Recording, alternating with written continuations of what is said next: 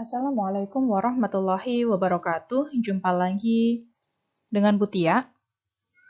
Pada video kali ini, kita akan membahas tentang peluang kejadian majemuk, yaitu peluang kejadian saling lepas, peluang kejadian tidak saling lepas, kemudian kejadian saling bebas, dan peluang bersyarat. Yang pertama, kita akan membahas tentang peluang kejadian saling lepas. Kejadian A dan kejadian B disebut saling lepas jika kejadian A dan kejadian B tidak dapat terjadi pada saat yang bersamaan atau tidak beririsan. Nah, kalau kita ibaratkan dengan diagram Venn akan seperti ini ya. Kejadian A dan kejadian B ini saling lepas ya dan tidak mempunyai irisan. Nah, untuk peluang kejadian saling lepas ini bisa dirumuskan dengan PA atau B itu sama dengan PA ditambah PB. Peluang kejadian A ditambah dengan peluang kejadian B. Sebagai contoh, pada pelemparan dua buah dadu sekaligus, hitunglah peluang muncul mata dadu 6 atau mata dadu yang berjumlah 11. Ya, peluang muncul mata dadu berjumlah 6 atau peluang untuk mata dadu yang berjumlah 11. Oke, kita bahas bersama. Misalkan untuk A, ini adalah kejadian muncul mata dadu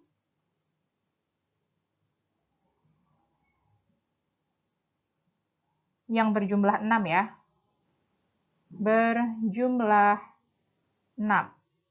Nah, untuk yang berjumlah 6 berarti bisa kita tuliskan 15, kemudian 24, kemudian 33,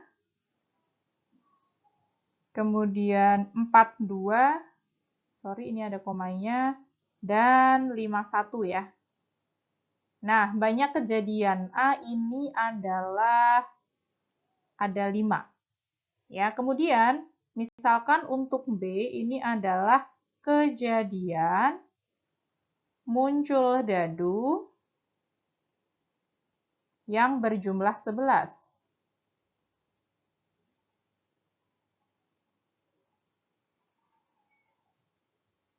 Nah, yang berjumlah 11 itu ada mata dadu 5 dan 6. Sorry, ini 5 dan 6 ya. Dan 6 mata dadu 6 untuk yang pertama dan mata dadu 5 untuk dadu yang kedua. Nah, untuk kejadian B ini banyaknya ada 2. Nah, karena di sini pelemparan 2 buah dadu, maka untuk NS-nya adalah 6 pangkat 2 ya. 6 pangkat 2 adalah 36. Nah, dari sini kita sudah bisa menentukan ya untuk peluang A dan juga peluang B. Ya, yang pertama kita tentukan untuk peluang A-nya dulu. Nah, peluang A berarti kejadian A, banyaknya kejadian A dibagi dengan kemungkinan keseluruhan. Ya, NA-nya 5, kemudian NS-nya 36. Sehingga untuk PA-nya adalah 5/36. Kemudian untuk PB-nya berarti banyak kejadian B dibagi dengan seluruh kemungkinannya atau NS-nya. NB-nya adalah 2, kemudian NS-nya adalah 36. Jadi dari sini bisa kita tentukan untuk peluang muncul mata dadu berjumlah 6 atau mata dadu yang berjumlah 11, berarti kita gunakan PA atau B ya untuk kejadian saling lepas ya, yaitu PA ditambah dengan PB.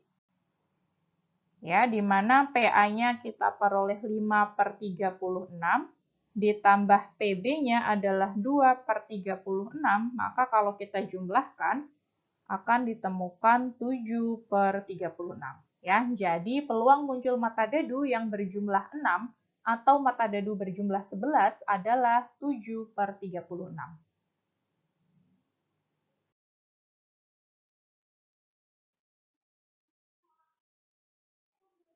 Baik, yang selanjutnya adalah kejadian tidak saling lepas. Ya, kejadian A dan kejadian B disebut kejadian tidak saling lepas jika kejadian A dan kejadian B dapat terjadi pada saat yang bersamaan atau beririsan. Nah, kalau digambarkan dalam diagram Venn seperti ini ya, ada irisannya nih untuk kejadian yang tidak saling lepas. Kemudian untuk rumusnya, ya, di sini kejadian tidak saling lepas dirumuskan dengan PA atau B itu adalah PA ditambah PB dikurangi dengan PA irisan B. Ya, dikurangi dengan irisannya.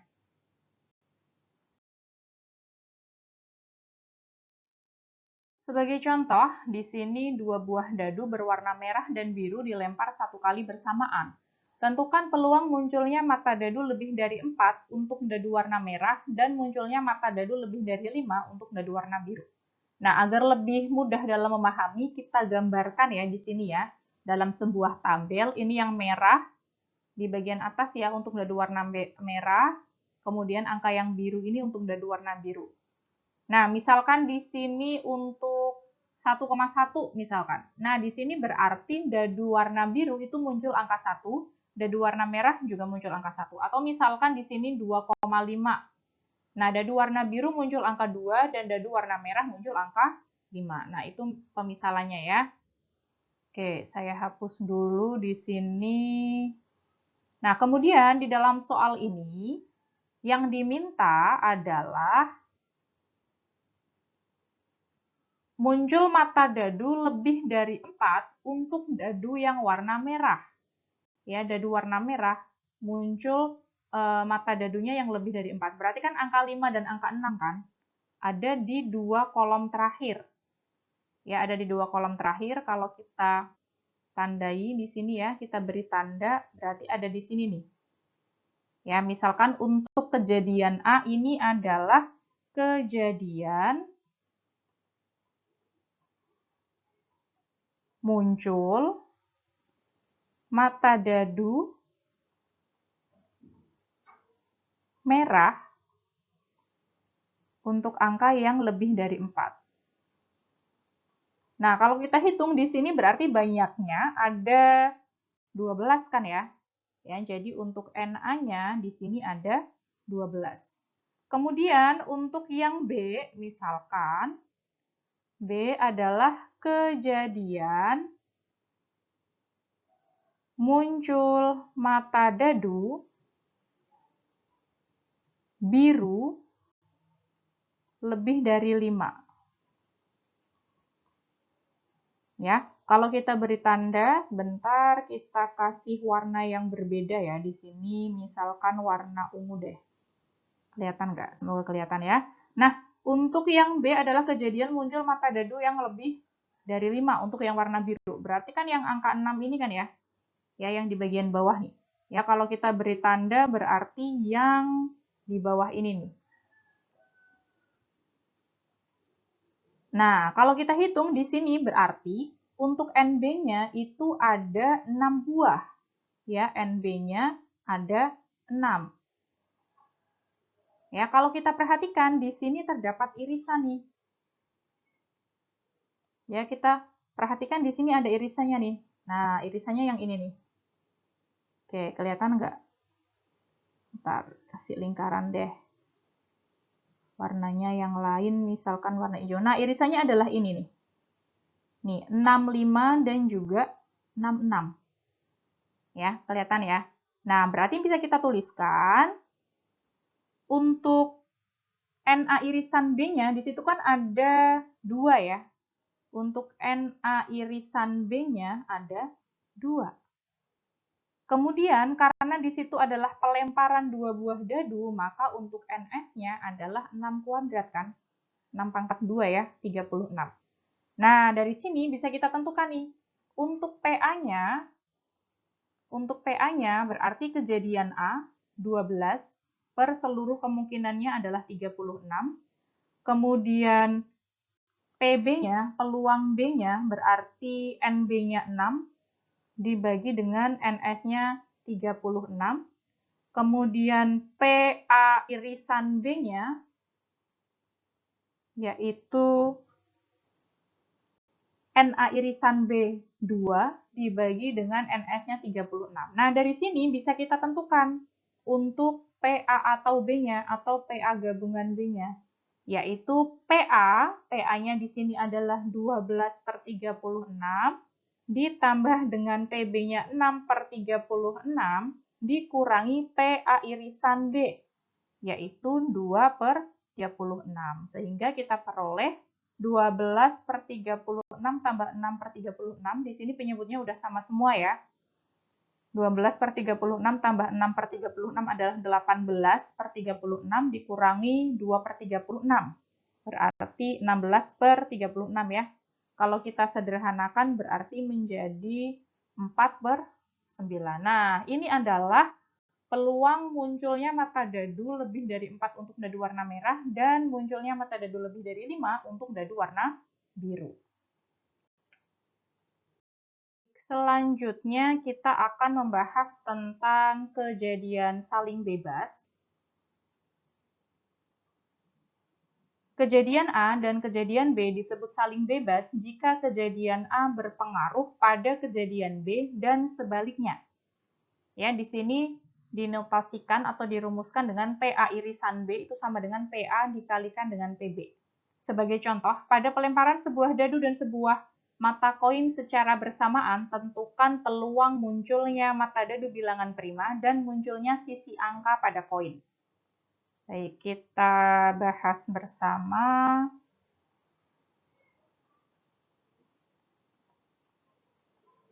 Misalkan untuk A adalah kejadian muncul mata dadu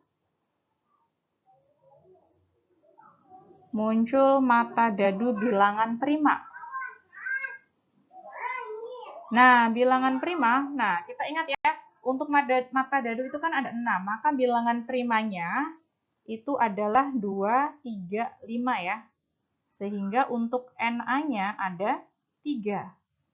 Kemudian, peluang kejadiannya, karena mata dadu itu kan jumlahnya ada 6, maka peluang kejadiannya adalah 3/6. Ya, bisa dipahami ya. Kemudian untuk yang B adalah kejadian muncul sisi angka. Pada koin. Nah, karena untuk koin itu kan ada dua sisi ya, ada angka dan juga ada gambar. Maka bisa langsung kita tuliskan nih. Untuk peluang B-nya berarti 1/2 untuk munculnya sisi angka. Nah, dari sini bisa kita tentukan untuk PA irisan B-nya adalah PA kali PB. PA-nya adalah 3/6 kali PB-nya adalah 1/2. Berarti kita peroleh 3/12. Atau kalau kita sederhanakan menjadi 1/4. Nah, ini adalah peluang munculnya mata dadu bilangan prima dan munculnya sisi angka pada koin.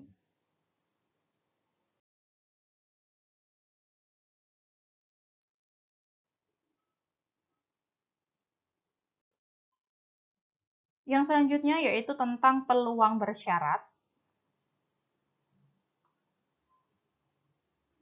Kejadian bersyarat adalah kejadian tidak saling bebas, tetapi kejadian tersebut saling mempengaruhi.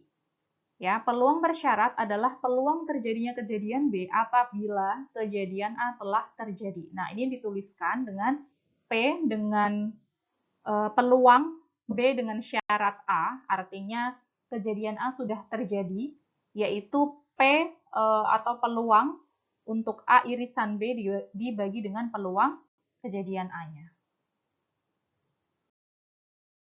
Oke, sebagai contoh, pada pemilihan ketua organisasi terdapat 14 calon, 8 laki-laki dan 6 perempuan. Di antara 8 laki-laki yang merupakan calon ketua, ini laki-laki ya, mohon maaf salah ketik, kemudian 5 diantaranya masuk ranking 10 besar. Ya, jadi dari 8 laki-laki calon, 5 diantaranya masuk ranking 10 besar di kelas masing-masing. Dan di antara 6 perempuan yang merupakan calon ketua, 4 diantaranya masuk ranking 10 besar di kelas masing-masing. Tentukan peluang terpilih adalah laki-laki dan masuk ranking 10 besar. Ini masuk ya. Masuk ranking 10 besar. Nah, biar lebih mudah kita gambarkan dalam tabel ya. Di sini ada calon ketua untuk laki-laki dan juga perempuan. Nah, misalkan untuk yang masuk ranking, untuk laki-lakinya di sini adalah 5 ya.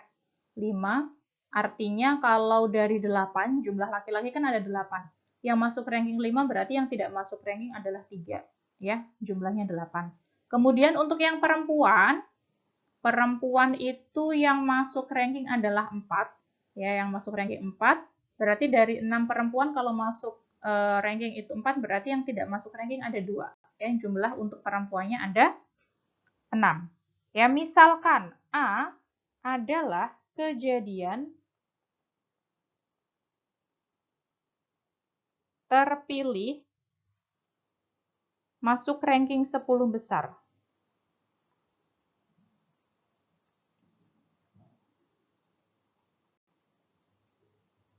Nah, artinya kejadian yang terlebih dahulu terjadi yaitu untuk yang masuk ranking 10 besar. Ya. Kemudian untuk yang B adalah kejadian yang terpilih laki-laki.